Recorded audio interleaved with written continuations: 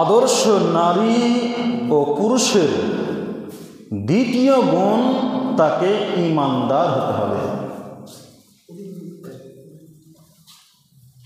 এবার ঈমান কাকে বলে? ঈমান শব্দের অর্থ কি? ঈমান শব্দের অর্থ হচ্ছে বিশ্বাস স্থাপন করা, বিশ্বাস করা। এর শাব্দিক অর্থ যদি বলা হয় তাহলে বলা হবে আত-তাসদীক মুতলাকান, কেবলমাত্র বিশ্বাস, শুধুমাত্র বিশ্বাস, বিশ্বাসটাকে ঈমান বলা হয়। তো যে কোনো বিষয়ের ক্ষেত্রে যদি আপনার সামনে কোনো একটা বিষয়কে উপস্থাপন করা হয়, একজন বলল আর আপনি সেটার প্রতি বিশ্বাস স্থাপন করলেন, সেটাকে বলা হয় ঈমান। আর শরীয়তের পরিভাষায় ঈমান কাকে বলা হয়? রাসূল সাল্লাল্লাহু আলাইহি সাল্লাম আল্লাহর পক্ষ থেকে যা কিছু নিয়ে এসেছেন আর যা কিছু তিনি নিষেধ করেছেন, সেই আদেশ ও আদেশকে গ্রহণ করে নেওয়া আর নিষেধকে পরিত্যাগ করে দেওয়া, একে বলা হয় ঈমান। আমাদের মধ্যে কিছু লোক রয়েছে, এরা বলে কি যে আমার ঈমান ঠিক আছে, আমি নামাজ পড়ি না বটে, কিন্তু আমার ঈমান ঠিক আছে, আমি মানুষের বেমানি শয়তানি করি না, অন্যায়ভাবে কারো টাকা পয়সা আত্মসাৎ করি না, আমার ঈমান ঠিক আছে। আসলে ঈমান শুধু বিশ্বাস করে নিলেই যে শুধু ঈমান, সেটা কথা নয়, বরং ঈমান তিনটি জিনিসকে নিয়ে রয়েছে। তিনটি জিনিস কি? এক নম্বর যেটা হচ্ছে আত-তাসদীক বিল কলব, অন্তর থেকে বিশ্বাস করতে হবে। অন্তর থেকে কি বিশ্বাস করবেন? আল্লাহ এক, আল্লাহর রাসূল হচ্ছে আমাদের সর্বশেষ নবী।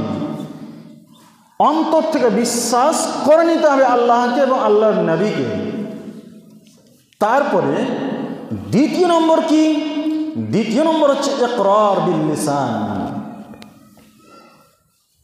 ইকরার বিল লিসান, আপনাকে মুখ দিয়ে উচ্চারণ করতে হবে। আর তৃতীয় নম্বর হচ্ছে কি? আমাল বিল আরকান। আমাল বিল আরকান, আমলে পরিণত করা, আমলে বাস্তবায়ন করা। এই তিনটি জিনিসকে নিয়ে ঈমান ঘেরে রয়েছে। আর এই তিনটির মধ্যে আমাদের মধ্যে স্বাভাবিক দুটা দেখতে পাওয়া যায়। আমরা অন্তর থেকে বিশ্বাসও করি আল্লাহকে, আল্লাহর রাসূলকে, এবং মুখ দিয়ে উচ্চারণ করি।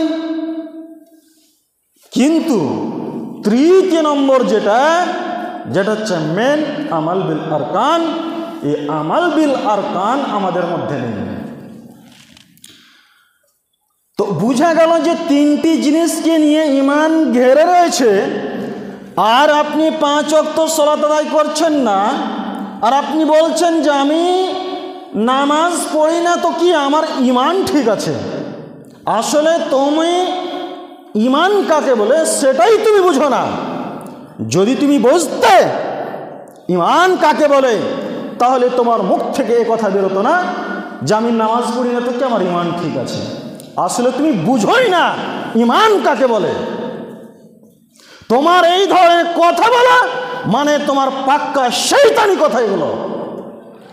অতএব তুমি কত বড় ঈমানদার বেটা ঈমানদার হয়েছো, তুমি 5 ওয়াক্ত নামাজ পড়বে না, আল্লাহর বিধিবিধানকে মেনে চলবে না, আর তুমি বলছো আমার ঈমান ঠিক আছে। তোমার ঈমানে পোকা লেগে আছে।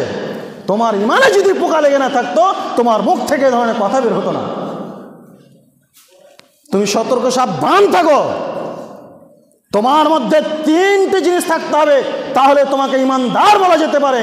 1 নম্বর তাসদীক বিল কলব, অন্তরের বিশ্বাস থাকতে হবে। তারপরে 2 নম্বর ইকরার বিল লিসান, মুখ দিয়ে উচ্চারণ করতে হবে। 3 নম্বর আমাল বিল আরকান, আমলে পরিণত করতে হবে।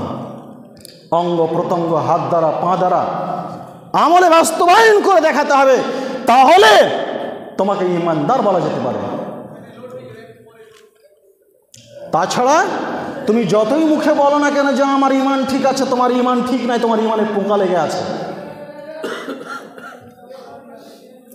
তুমি রাত দিন গাঁজা খাবা, তুমি রাত দিন বিড়ি সিগারেট খাবা, মদ পান করবা, বেঈমানি শয়তানি করবা, মানুষের ধন সম্পদকে অন্যায়ভাবে আত্মসাৎ করবা, আর তুমি বলছো আমার ইমান ঠিক আছে।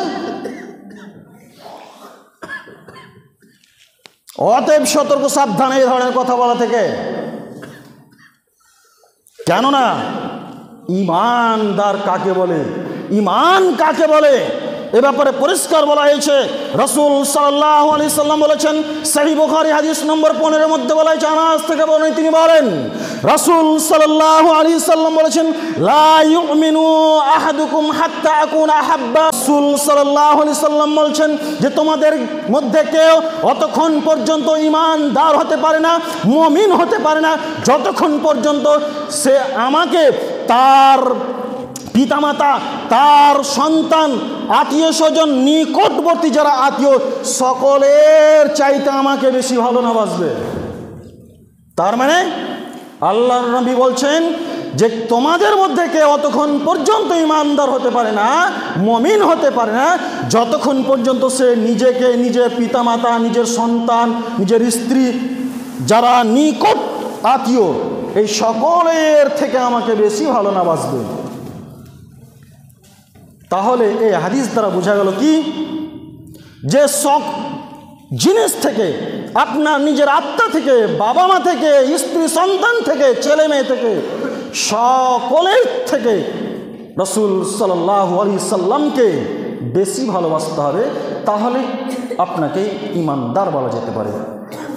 তা আপনি মনে ভাববেন যে রাসূল তো বেঁচে নাই, রাসূলকে কিভাবে ভালোবাসবো? রাসূলকে ভালোবাসার মানে হচ্ছে রাসূলের পথ ও পদ্ধতিকে অবলম্বন করে, রাসূলের অনুকরণ করে, রাসূল যেটা করতে বলেছেন সেটাকে করতে হবে, রাসূল যেটা করতে নিষেধ করেছেন সেটাকে প্রত্যাখ্যান করতে হবে। আপনি এইভাবে যদি জীবনযাপন করেন, তার মানে আপনি আল্লাহর রাসূলকে ভালোবাসেন, আর যদি না করেন আপনি আল্লাহর রাসূলকে ভালোবাসেন না।